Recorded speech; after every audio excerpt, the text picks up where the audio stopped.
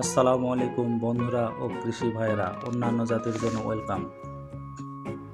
Good morning. বাংলাদেশের অত্যন্ত পরিচিত ও জনপ্রিয় একটি সবজি হলো পটল। এটি কেবল সুস্বাদুই নয়, বরং পুষ্টিগুণেও ভরপুর। সাধারণত অন্যান্য সবজি কয়েক মাসের মধ্যে শেষ হয়ে গেলেও পটল একটি দীর্ঘমেয়াদী বা লং টাইম ফসল। সঠিক পরিচর্যা ও নিয়মিত রক্ষণাবেক্ষণের মাধ্যমে একটি পটলের ক্ষেত থেকে দীর্ঘ সময় ধরে ফলন পাওয়া সম্ভব। কৃষকদের কাছে এটি অত্যন্ত লাভজনক একটি ফসল হিসেবে পরিচিত। পটল একটি লতানো বহুবর্ষজীবী উদ্ভিদ।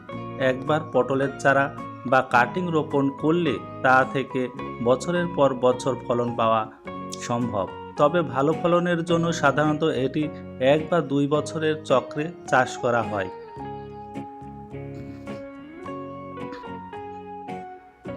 রোপণের সময় আশ্বিন ও কার্তিক মাস পটলের লতা রোপণ করা হয়। রোপণের মাত্র 1 থেকে 1.5 মাসের মধ্যে পটল ধরা শুরু হয়। একবার ফলন শুরু হলে তা পরবর্তী 8 থেকে 9 মাস পর্যন্ত অবিরত চলতে থাকে, অর্থাৎ আবার সেই গ্রীষ্ম বর্ষার শেষে দিকে থেকে পটল ওঠা শেষ হয়। পটল দীর্ঘমেয়াদী ফসল হিসাবে আমাদের সুবিধা কী হতে পারে? পটলকে কেন দীর্ঘমেয়াদী ও লাভজনক ফসল বলা হয়, তার পেছনে কিছু সুনির্দিষ্ট কারণ রয়েছে। যেমন ধারাবাহিক আয়। অন্যান্য সবজি যেখানে একবার পেকে শেষ হয়ে যায়, পটল সেখানে প্রতি সপ্তাহে 1 থেকে 2 বার তোলা যায়।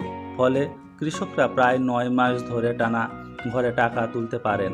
উৎপাদন খরচ। পটলের জন্য প্রতি বছর নতুন করে বীজ বা চারা কেনার প্রয়োজন হয় না। আগের বছরের গাছের গোড়া বা লতা থেকেই নতুন করে ফলন আনা সম্ভব। প্রতিকূল আবহাওয়া সহনশীল। বর্ষাকালে যখন অন্যান্য সবজি পচে নষ্ট হয়ে যায়, তখন মাচার চাষ করা পটল অবিরত ফলন দিতে কৃষকের অর্থনৈতিক। বন্ধুরা, আমার কিছু ভুল থাকতে পারে, ভয়েস আপনারা ক্ষমা করবেন আর চ্যানেলটি সাবস্ক্রাইব করবেন।